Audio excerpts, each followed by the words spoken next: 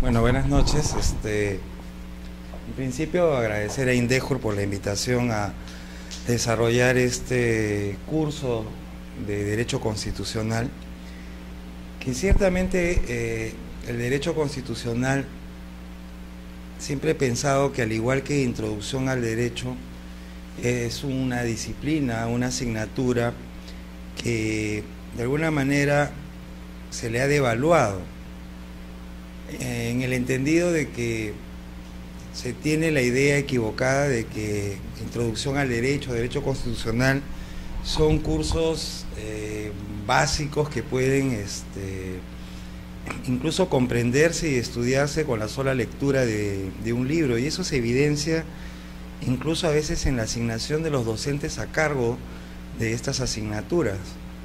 Recuerdo mucho que en varias ocasiones haber escuchado decir: para que empieza dictando el curso de Introducción al Derecho, cuando el curso de Introducción al Derecho es un curso elemental, sumamente importante, porque todo el entendimiento de lo que comprende la ciencia del derecho justamente se adquiere en el desarrollo de esa asignatura.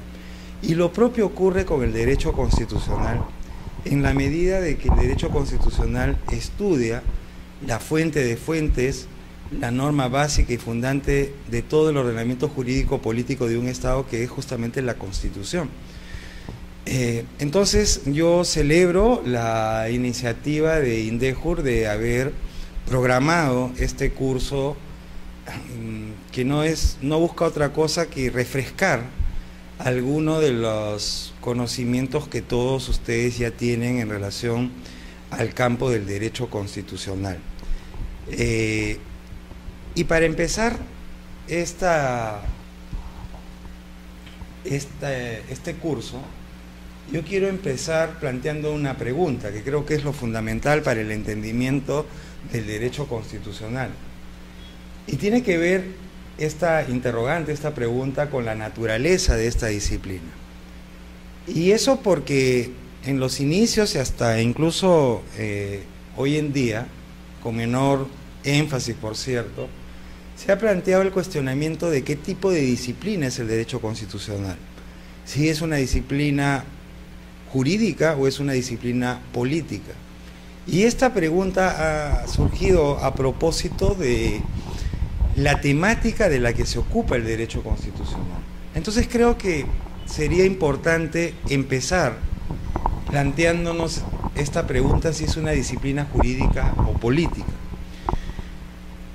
Y la vamos a responder de inmediato. Definitivamente el derecho constitucional es una disciplina jurídica.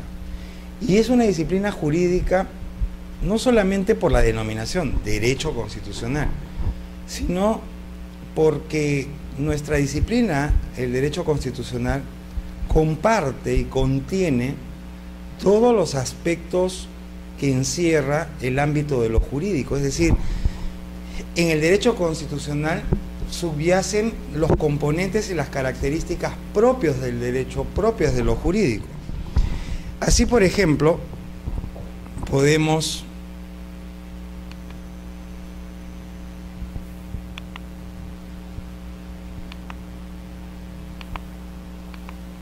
apreciar en esta disciplina, en esta diapositiva, algunos aspectos que revelan este carácter jurídico que tiene el derecho constitucional. Y diremos en principio que el derecho constitucional es una disciplina jurídica porque es un punto de vista sobre la justicia.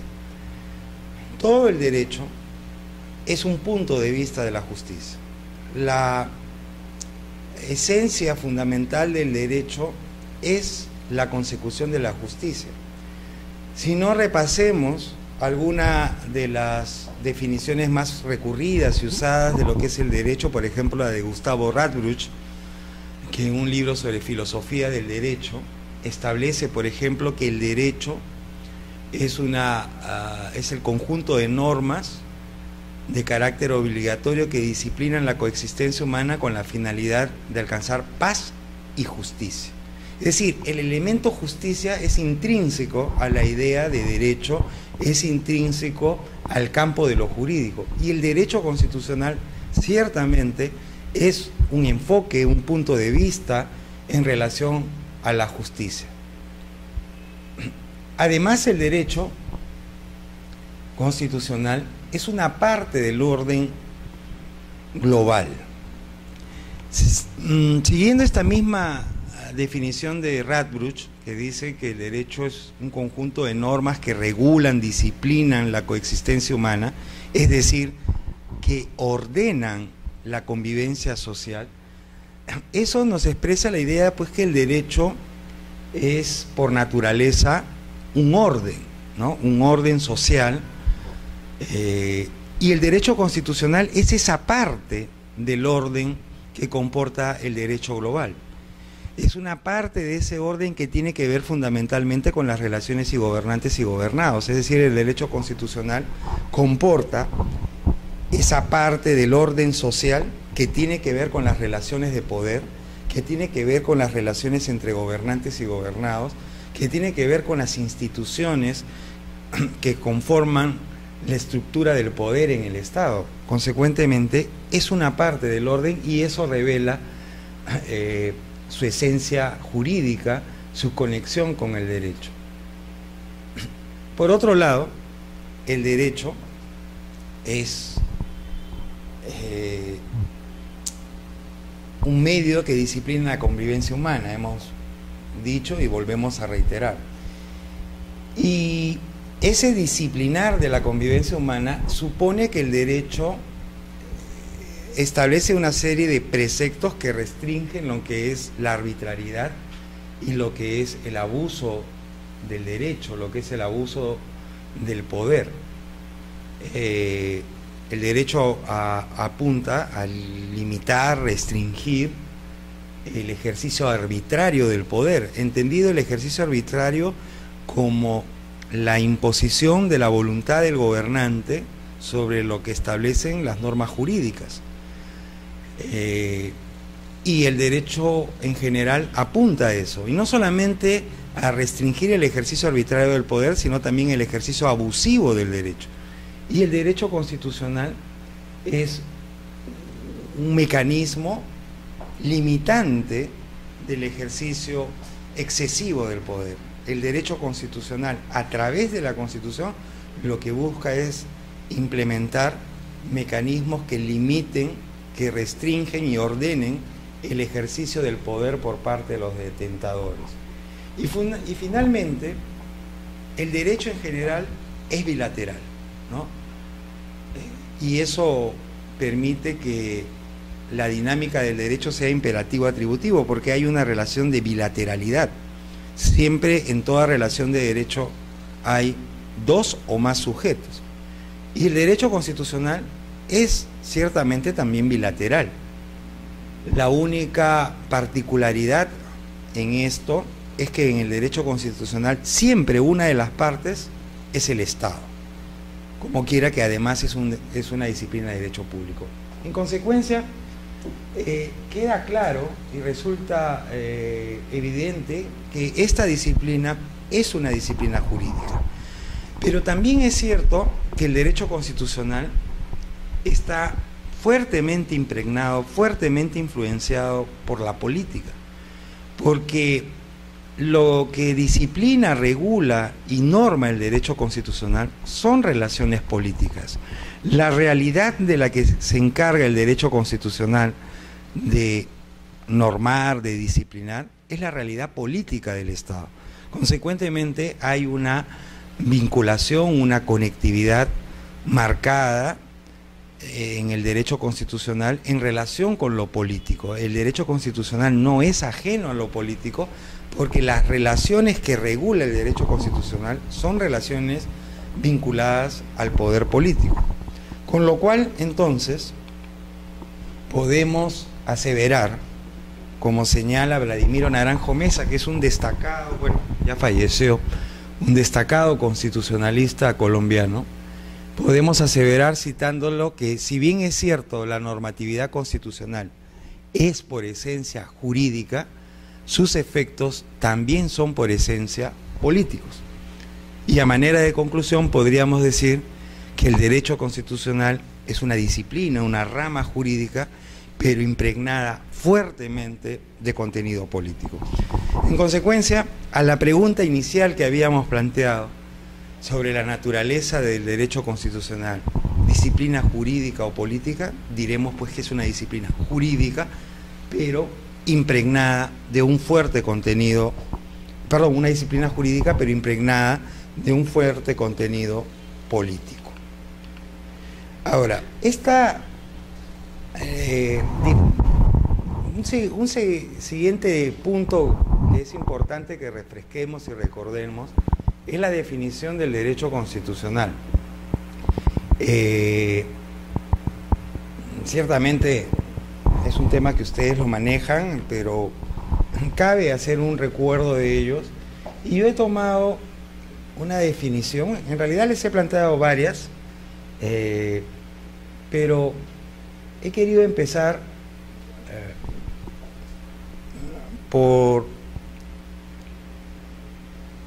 esta definición de Domingo García Belaúnde, que es uno de nuestros más destacados constitucionalistas, y él en un texto que se llama Constitución y Política, un libro pequeño que él edita a inicios de la década del 80, él plantea como definición del derecho constitucional y dice que el derecho constitucional es aquel que estudia las normas generales, escritas o consuetudinarias que regulan la actividad del Estado, así como las relaciones entre gobernantes y gobernados. Esta definición nos permite o nos sugiere los siguientes comentarios. El derecho constitucional es una disciplina jurídica porque, como bien lo dice Domingo García Belaúnde, de lo que se ocupa, de lo que estudia, son normas, ciertamente normas jurídicas, y normas de carácter general, es decir, cuyo efecto, cuyos destinatarios son la sociedad en pleno, la sociedad en su conjunto. Y estas normas generales, jurídicas, se plantean ya sea en un texto escrito o también en la costumbre jurídica.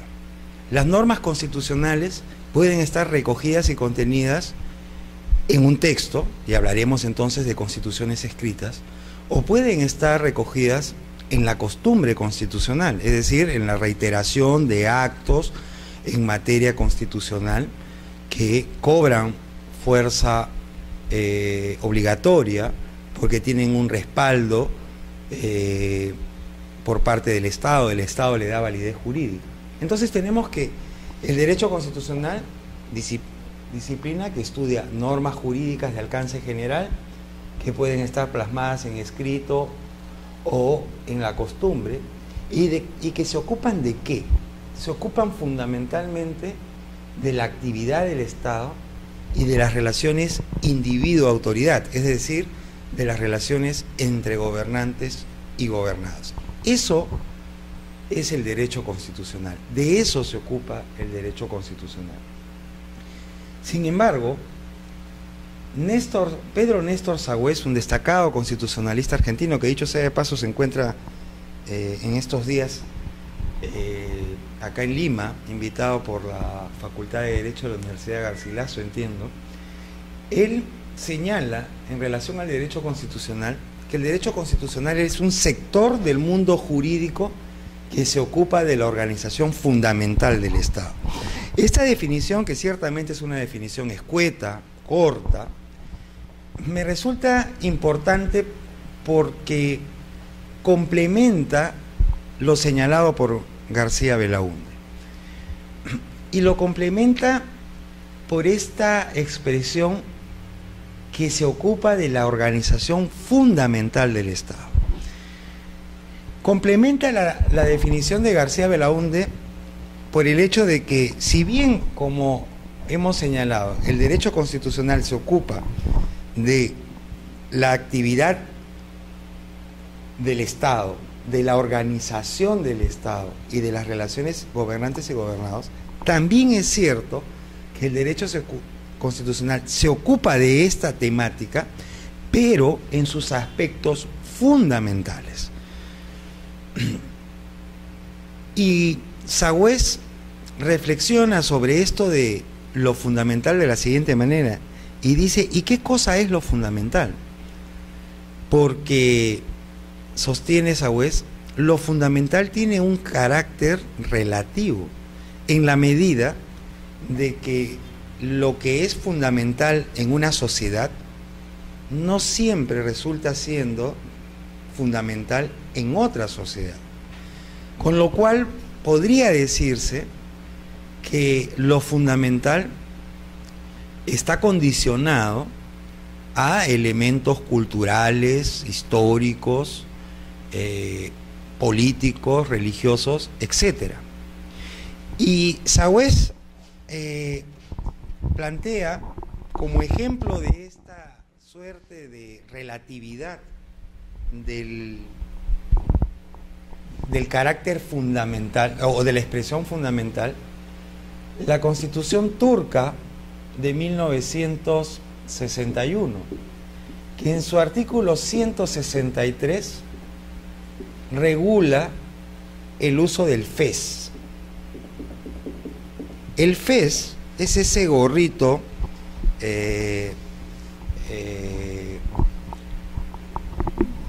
característico de los turcos, ¿no? Algo se asemeja a lo que he puesto en la pizarra, que es propio de la época del Imperio Otomano de los turcos.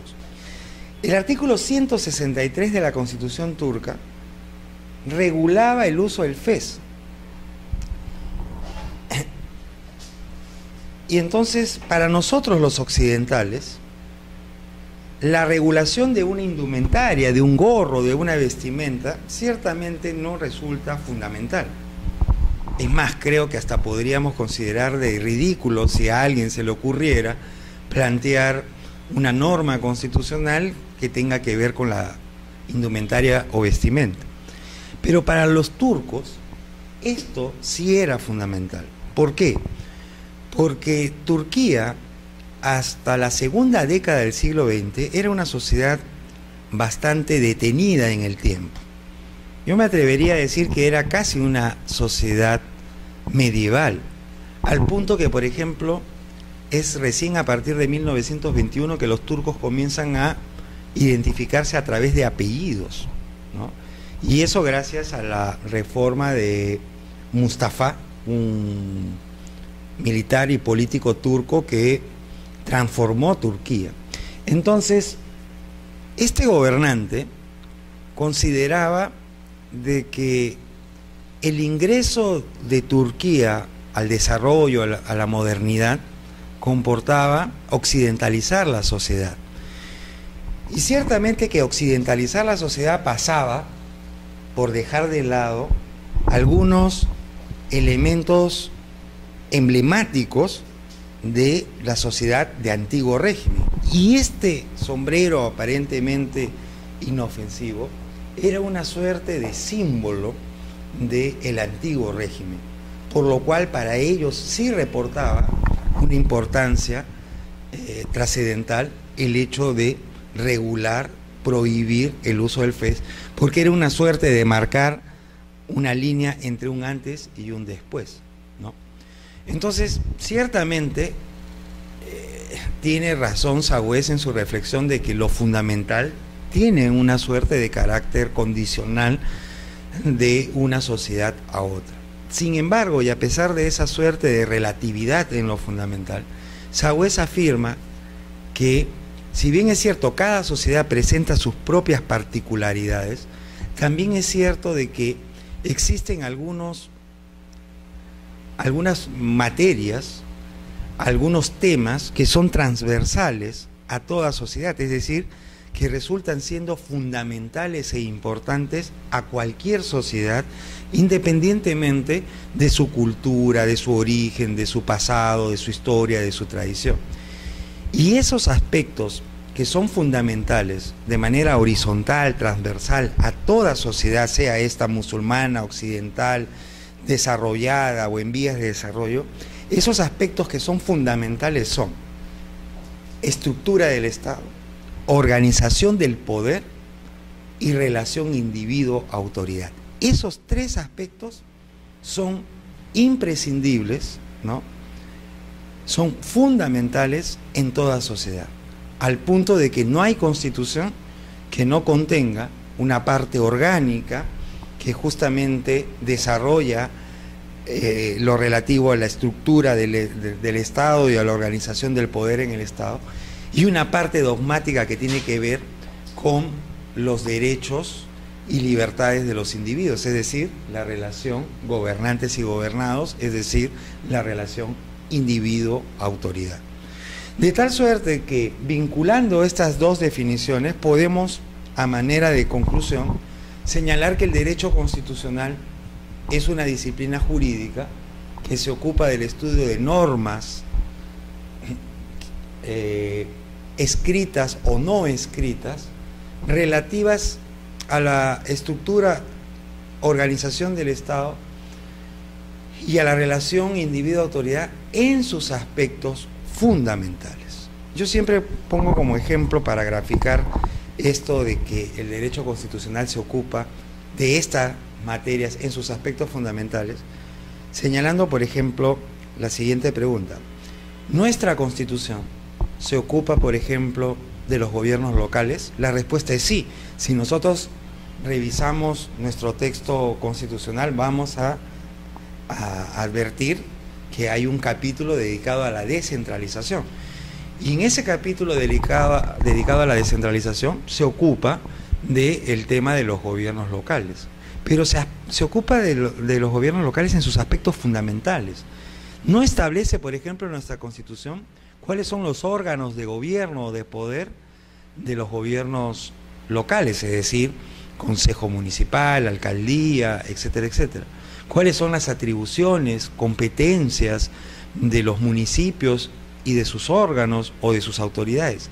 Ese detalle de la organización y funcionamiento de los gobiernos locales se encuentra desarrollado en otras normas y son campo de estudio de otra disciplina, el derecho municipal, como disciplina, por ejemplo, la ley orgánica de municipalidades como norma. El derecho constitucional se ocupa de los gobiernos subnacionales, entre ellos los gobiernos locales, pero en sus aspectos fundamentales.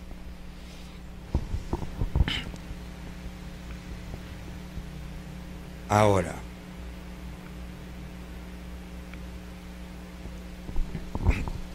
acá tenemos en la pizarra, en la diapositiva, una definición adicional y última que me va a permitir plantear cuáles son los grandes temas, el contenido temático del derecho constitucional. El contenido temático del derecho constitucional. Naranjo Mesa dice que el derecho constitucional es una rama de derecho público.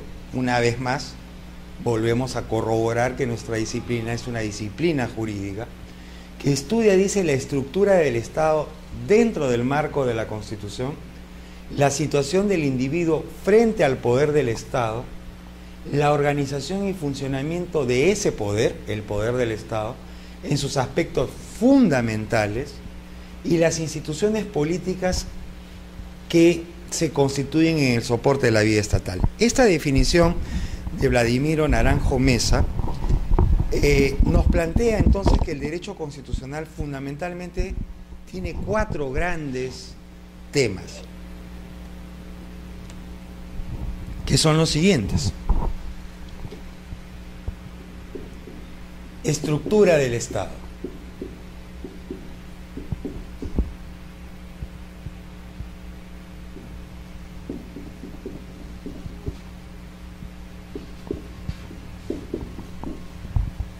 Entendida la estructura del Estado,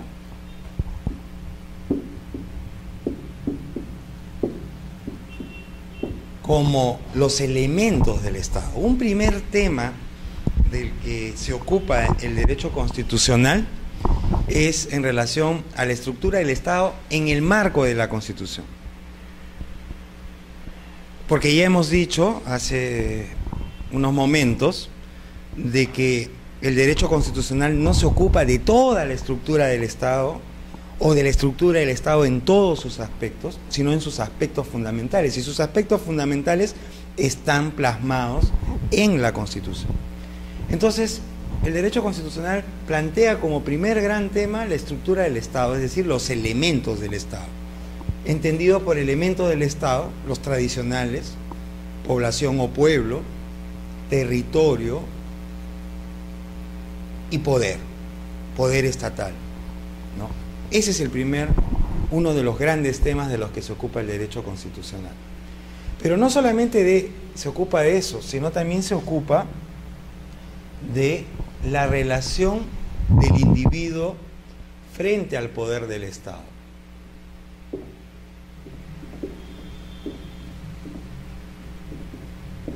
Esto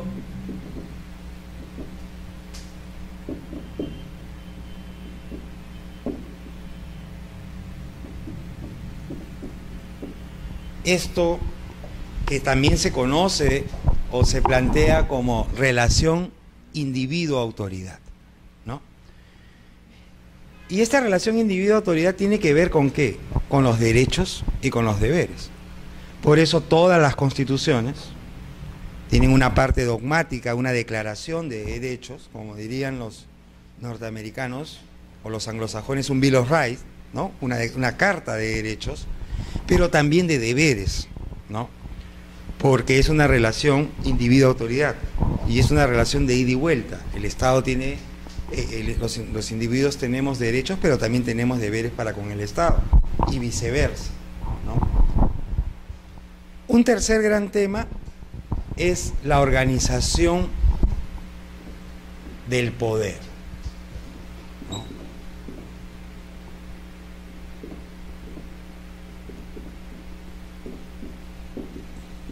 La organización del poder.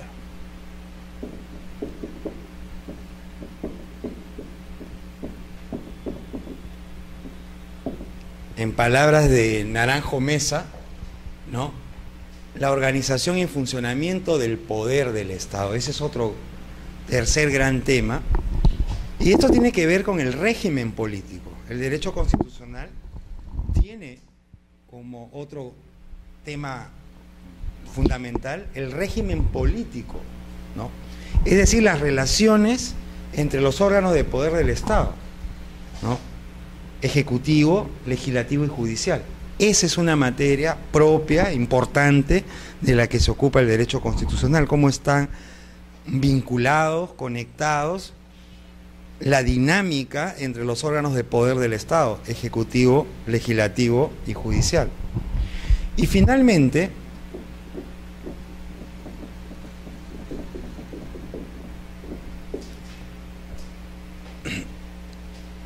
y las instituciones políticas que se constituyen en el soporte de la vida estatal. El derecho constitucional, además de los órganos de poder del Estado, también se ocupa de otras instituciones políticas que, no encontrándose insertadas, anidadas, que no siendo parte de los órganos tradicionales del poder ejecutivo, legislativo y judicial, comportan de suma importancia para el mantenimiento, sostenimiento y estabilidad del Estado. Por ejemplo, los partidos políticos, por ejemplo, las iglesias, por ejemplo, los grupos de presión, por ejemplo, el sistema electoral, etcétera, etcétera. Estas son instituciones que no forman parte de los poderes tradicionales del Estado, pero ciertamente son fundamentales para la existencia del Estado. Los partidos políticos, por ejemplo, aun cuando, como dijera en alguna ocasión Churchill, Sir Winston Churchill, una frase que mantiene su vigencia, de que los partidos políticos no es lo mejor que se tiene, pero es lo único con lo que se cuenta. Sin duda, los partidos políticos, sobre todo en un Estado democrático de derecho, en un Estado constitucional de derecho, los partidos políticos son instituciones básicas porque son, el Estado democrático supone un Estado regido por la democracia representativa. Las democracias modernas hoy en día son democracias representativas y la democracia representativa es sinónimo de democracia de partidos, ¿no? Entonces, el derecho constitucional se ocupa de los partidos políticos, ¿no? Y se ocupa de los partidos políticos porque el fenómeno de la constitucionalización de los partidos políticos es un fenómeno que ha logrado coberturar prácticamente la totalidad de las constituciones.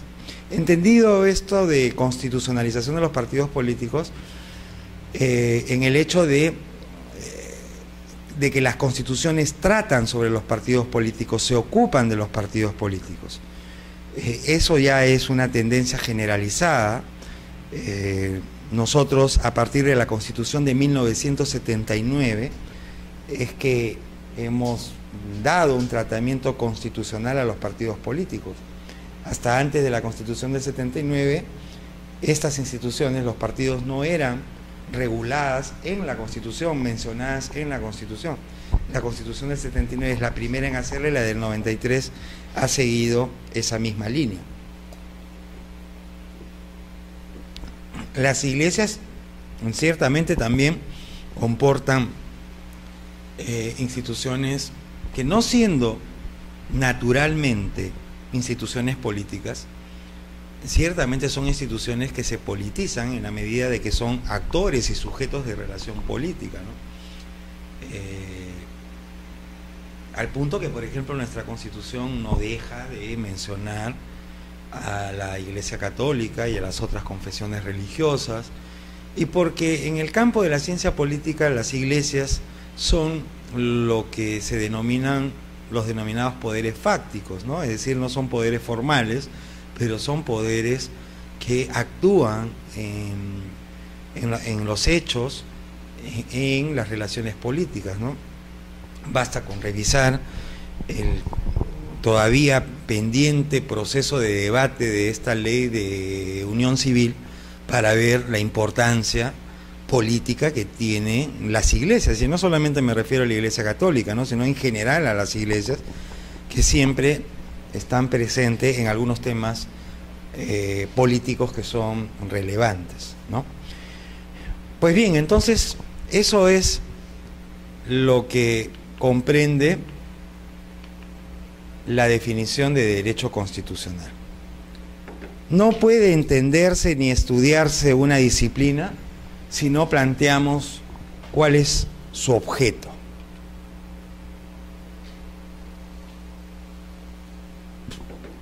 El entendimiento de toda disciplina parte por determinar cuál es su objeto de estudio, ¿no?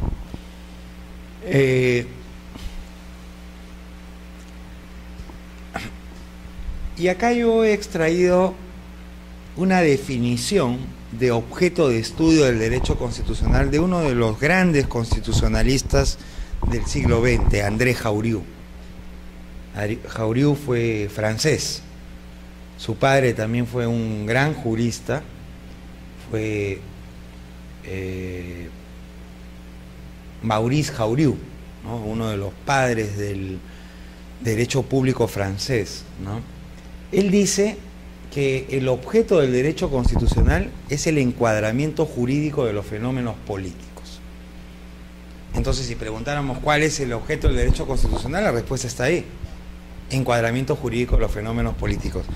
Pero Jaurioux hace una reflexión bien interesante y dice, bueno, pero ¿qué cosa es encuadramiento de los fenómenos jurídicos, políticos? Hasta ahí no hemos dicho mucho, porque para empezar tendríamos que tener claro qué cosa es un fenómeno político y luego tener claro qué significa encuadrar jurídicamente esos fenómenos políticos. Entonces, él hace una explicación, que yo la he graficado, sobre qué cosa es un fenómeno político. Y para explicar qué cosa es un fenómeno político, Jaurioux recurre al método etimológico y dice, para saber qué cosa es un fenómeno político, primero sepamos qué cosa es un fenómeno y luego qué cosa es política para entender qué cosa es un fenómeno político. Y entonces, como les decía, él echa mano de la etimología. Y entonces él dice, fenómeno viene de una voz griega, fainómeno. Y fainómeno significa lo que acontece. Consecuentemente, entonces, entendemos por fenómeno lo que acontece, lo que ocurre, lo que sucede. Un fenómeno es eso. Algo que ocurre, algo que sucede, algo que acontece. Pues bien, eso es un fenómeno. ¿Y qué cosa es la política? En relación a la política, recurre al mismo método, la etimología. Y entonces, como todos ya sabemos, la palabra política, uno de sus orígenes más usados, es también una voz griega, polis. ¿Y polis qué significa? Polis significa ciudad, villa, ¿no? Entonces, Jauriu dice lo siguiente: si polis significa ciudad, eso quiere decir que la palabra política nos da la idea de relaciones interhumanas. ¿Por qué? Porque ¿qué cosa es una ciudad? Una ciudad es un grupo de personas asentadas en un espacio determinado que se relacionan y vinculan entre sí. Eso es una ciudad. Consecuentemente, política, que viene de ciudad, son relaciones interhumanas. No quiere decir que política significa relaciones interhumanas, sino que nos da la idea de relaciones interhumanas. Lo cual es correcto porque la política tiene como principal característica ser una relación interhumana. La política es un quehacer típicamente humano. No hay otro ser que sea político, ¿no? Ciertamente hay muchos seres que se relacionan entre sí, son sociales, pero no políticos, ¿no? Entonces, la política es una relación interhumana. Pero no es cualquier relación interhumana, porque si seguimos con el tema de que política nos da la idea de ciudad, también podemos señalar de que en la ciudad, en la sociedad, se dan un sinnúmero de relaciones interhumanas, y no todas son políticas. Relaciones familiares, económicas, sociales, culturales, de parentesco, relaciones religiosas, etcétera, etcétera.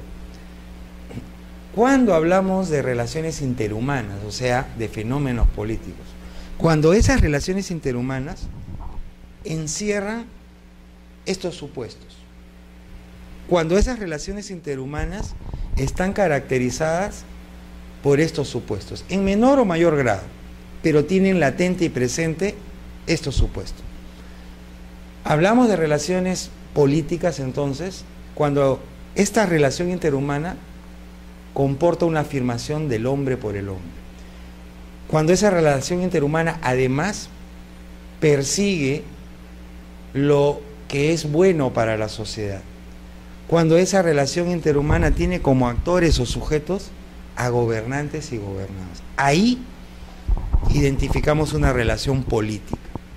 Cuando la relación plantea una afirmación del hombre por el hombre.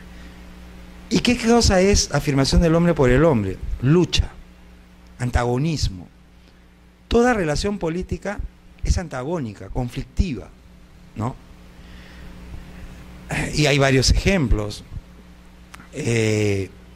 Por ejemplo, como el propio Jauriu dice, la lucha por la libertad de los esclavos, lucha política, conflicto, antagonismo, demanda de los hombres para que sean reconocidos en su condición de tal, en su condición de seres humanos. La lucha por la independencia de las colonias, la lucha por la jornada laboral, la jornada de las 8 horas, el voto femenino, luchan las mujeres por que sean reconocidas como iguales a los hombres. O, ya que lo mencioné, la lucha por la unión civil, por ejemplo, ¿no? De la comunidad LGBT, ¿no? Entonces, toda relación política es una lucha, un antagonismo, pero también es una búsqueda de lo que es bueno para la sociedad, es decir, del bien común. La política no solamente es lucha, sino también es integración. Y acá hay un comentario interesante de Maurice Duverger, que es uno de los grandes constitucionalistas y politólogos franceses del siglo XX, que cuando él caracterizaba la política, él decía: la política es ambivalente, la política tiene dos caras, ¿no? Y por eso él graficaba a la política con la imagen del dios romano Jano, el dios de las dos caras. Porque él decía que la política es ambivalente, tiene dos caras. Por un lado es lucha y por otro lado es integración. Y Duverger decía, esto no es contradictorio, ¿no? Porque podría pensarse lucha e integración una misma cosa, como que es contradictorio. Pero él decía, lucha e integración no son contradictorios, no se oponen, porque son dos etapas de un mismo proceso. Porque toda lucha encierra un anhelo de integración, toda lucha política persigue, ¿no?, la integración, la búsqueda del bien común. Siempre se me ocurre, para graficar esto, por ejemplo, la revolución. La revolución es la expresión máxima de lucha política, es la expresión máxima de antagonismo político. Pero toda revolución, que es lucha, que es conflicto, encierra en el fondo una búsqueda de lo que es bueno para la sociedad, equivocada o acertada, pero en el fondo siempre es una búsqueda para el bien común. Porque ¿qué cosa es un proceso revolucionario? Es una lucha para sustituir un modelo por otro, ¿no? Un estado de cosas por otro estado de cosas. ¿Pero con qué finalidad? ¿O en la idea de qué? En la idea de que ese nuevo orden es mejor para todos o para la mayoría. Y para no tener solamente un ejemplo de nivel elevado de lucha, ahora que estamos próximos a las elecciones municipales, las elecciones es también expresión de lucha política civilizada, juridizada, ¿no? Pero es lucha política porque los candidatos o los partidos compiten, luchan entre sí para hacerse del gobierno. Pero ¿para qué? Por lo menos en teoría, pero ¿para qué luchan los partidos y los candidatos para hacer gobierno? Para llevar a cabo, para implementar un plan de gobierno, en la idea de que ese plan de gobierno es lo mejor para la sociedad o lo mejor para la mayoría de la sociedad, ¿no? Cada uno de nuestros candidatos o precandidatos ahora a la alcaldía dicen: mi programa es ¿el mejor para quién? Para todos, ¿no? Entonces, una relación política es una relación interhumana que encierra lucha, pero también integración, y donde siempre los sujetos de la relación son gobernantes y gobernados, es decir, los detentadores del poder y los destinatarios del poder. Entonces, podemos concluir que un fenómeno político es una relación interhumana que acontece, que sucede, que ocurre en una sociedad, el Estado, y que se caracteriza por encerrar conflicto, pero también integración, y en donde los actores de esa relación son los gobernantes y los gobernados. Eso es un fenómeno político, ¿no? Eso es un fenómeno político. Y entonces ya hemos resuelto la primera pregunta, y ahora nos toca ver qué cosa es encuadramiento jurídico. Y esto es bien sencillo. Encuadrar significa regular, normar, ¿no? Y todo el derecho es un sistema de regulación, de encuadramiento. Acá está esta definición que yo había citado: conjunto de normas jurídicas de carácter obligatorio que regulan, o sea, que encuadran la convivencia social. todo el derecho es un sistema de encuadramiento, es decir, de regulación de conducta. El derecho de familia, por ejemplo, no es otra cosa que un sistema de normas que regulan, encuadran, disciplinan las relaciones de los sujetos que conforman esta célula básica de la sociedad llamada familia. Por eso el derecho de familia, por ejemplo, establece deberes y obligaciones entre padres e hijos, entre cónyuges, o sea, encuadra las relaciones entre estos sujetos. El derecho, qué sé yo, el derecho civil regula las obligaciones entre particulares, encuadra las relaciones. El derecho laboral, por ejemplo, encuadra, o sea, regula las relaciones de producción, que tiene por actores o sujetos a empleador y trabajador, ¿no? Entonces, como quiera que el derecho constitucional es una disciplina jurídica, es parte del derecho, entonces su objeto es también encuadrar, regular. ¿Pero qué tipo de relaciones regula o encuadra el derecho constitucional? Relaciones políticas, o sea, fenómenos políticos. Conclusión, entonces, esto de encuadrar jurídicamente los fenómenos políticos como objeto del derecho constitucional no quiere decir otra cosa que el derecho constitucional tiene por propósito y objeto normar, regular jurídicamente la vida política, las relaciones políticas en el Estado. Acá la diapositiva dice del, pero es en el Estado. Eso es, en consecuencia, entonces, el objeto del derecho constitucional.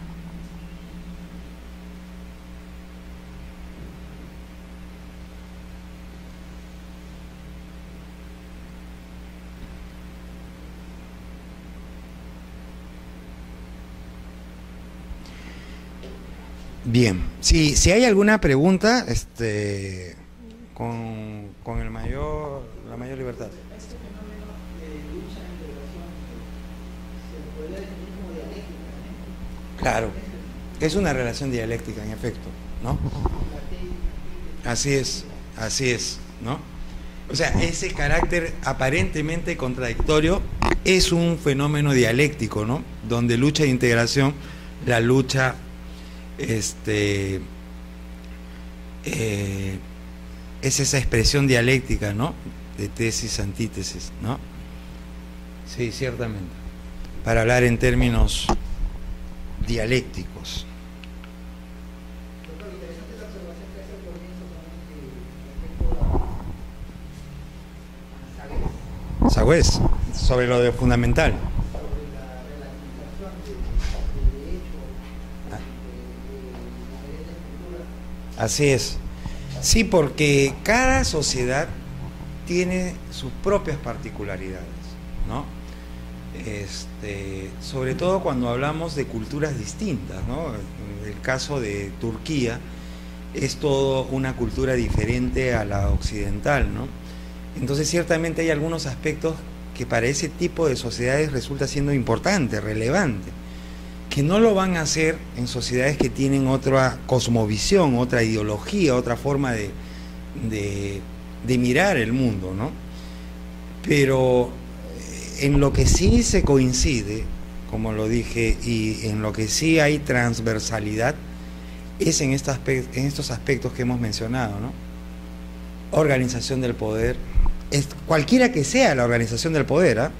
Estructura del poder, cualquiera también que sea la estructura que se le da al poder en el Estado, y relaciones de gobernantes y gobernados, cualquiera también que sean los deberes y derechos que se plantean entre gobernantes y gobernados. Pero esos tres temas son temas presentes en toda Constitución y por ende presente en todo estudio del derecho constitucional. La Declaración de Derechos del Ciudadano de 1989 también menciona algo parecido, no sé, creo que en el artículo 10 o 11, pero dice algo así, que toda nación que no tenga división de poderes y que garantice la defensa de los derechos fundamentales Es el artículo 16.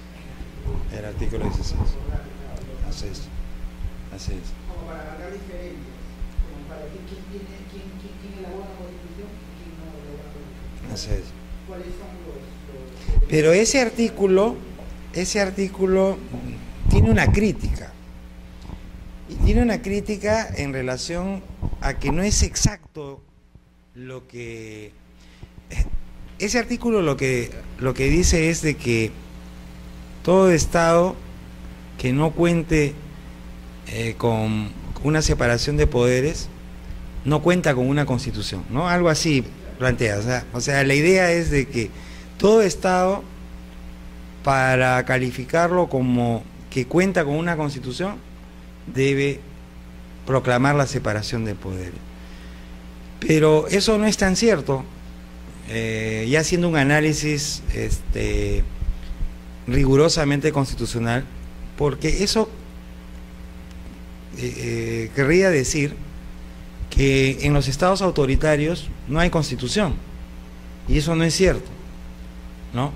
Porque en los estados autoritarios o totalitarios no hay separación de poderes, ¿no?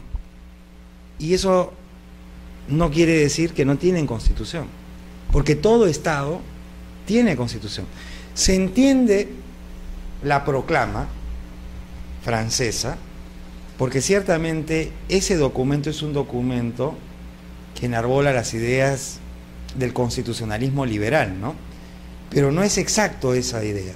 En todo caso es una aspiración, pero no es el reflejo de una realidad, porque todo Estado tiene constitución, incluso los estados totalitarios, ¿no?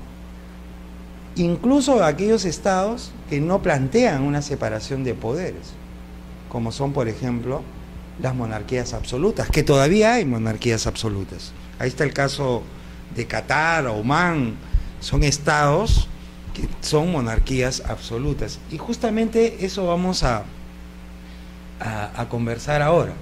Otro tema sin duda fundamental del derecho constitucional es la Constitución. Claro, podríamos entender de que la Constitución pues es una definición de Constitución es algo elemental, pero hay algunas cosas interesantes para reflexionar en relación a la definición de la Constitución. Y yo he tomado como cita la de el profesor jurista Víctor García Toma, ¿no? Él dice que una Constitución es un conjunto de normas básicas y fundacionales, escritas o consuetudinarias, que devienen en el soporte de la estructura y organización del poder estatal y de su ordenamiento jurídico. Y de esta definición nosotros podemos plantear algunos aspectos importantes, ¿no? Se dice que en principio la Constitución son conjunto de normas básicas y fundacionales. Queda claro que la Constitución, sea en su expresión escrita o sea en su expresión no escrita, la Constitución comprende un conjunto de normas que son básicas, porque son las normas más importantes, son las normas sobre la cual se sustenta el ordenamiento jurídico y político de un Estado. La Constitución, cualquiera que sea su forma, escrita o no escrita, encierra normas que constituyen el punto de partida de todo el ordenamiento jurídico y político de un Estado. Pero además de ser normas básicas, la Constitución comprende un conjunto de normas fundacionales, y ahí justamente va lo que estabas preguntando. ¿Por qué fundacionales? Porque son el punto de partida de un Estado. Hay un autor argentino que se llama Elio Zarini, que él sostiene que está un poquito se entienda. Elio Zarini sostiene que el término Constitución, el término Constitución en general, no Constitución política, significa forma o manera de organizar o disponer las partes de un algo. Eso es una Constitución. la forma o manera como se organizan, se ordenan las partes de un algo. Así podemos hablar entonces, por ejemplo, de la constitución del cuerpo humano. ¿Cuál es la constitución del cuerpo humano? Cabeza, tronco, extremidades. Esa es la constitución del cuerpo humano. Igual podemos hablar así de constitución de personas jurídicas, ¿no? Vamos a constituir una empresa. ¿Qué significa? Vamos a darle, pues, forma, ¿no? Vamos a ordenar un conjunto de elementos para concretar una empresa. Y por eso cuando se dice hemos elevado a escritura pública la constitución de la empresa, ¿no? O sea, lo que se ha elevado a escritura pública es la forma como hemos organizado la empresa. Igualmente, el Estado tiene una forma de estar ordenado, organizado, es decir, de estar constituido. No hay Estado que no está ordenado, organizado de alguna manera. Y esa forma de estar organizado o ordenado de alguna forma es estar constituido. Entonces, todo Estado desde que nace cuenta con una constitución. Entendida constitución como la forma o manera en que están dispuestas y ordenadas las partes que lo conforman. Por eso cuando hablábamos sobre el contenido temático del derecho constitucional decíamos estructura del Estado, organización del poder en el Estado.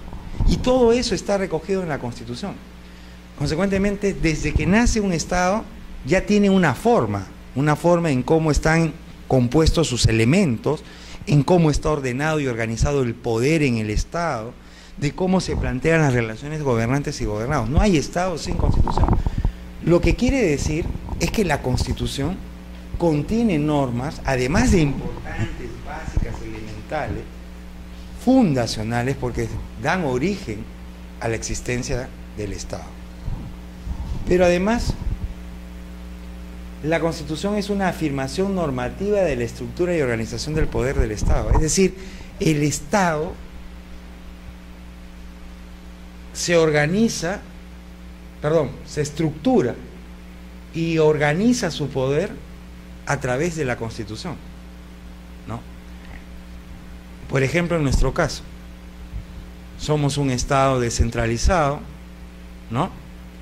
El poder estatal está dividido en gobierno nacional, gobiernos subnacionales, ¿no? Planteamos un esquema de separación de poderes, ejecutivo, legislativo, judicial. Todo eso está afirmado, ¿en dónde? En la Constitución. Afirmación normativa de la estructura y organización del poder del Estado. Vale decir que la organización del poder estatal y la estructura del Estado no está en la voluntad del gobernante, del soberano, sino está plasmado y contenido en la Constitución. Fuente originaria del ordenamiento jurídico. La Constitución es fuente de fuentes, ¿no? Toda la arquitectura jurídica de un Estado, todo el ordenamiento jurídico de un Estado tiene como punto de inicio, de partida, de referente a la Constitución. Todas las normas infraconstitucionales, es decir, todo el ordenamiento jurídico del Estado, contiene preceptos que sintonizan, que no pueden colisionar ni contradecir a los principios, valores y preceptos contenidos en la Constitución, porque la Constitución es la fuente de la cual se origina y emana todo el ordenamiento jurídico del Estado. Pero la Constitución además es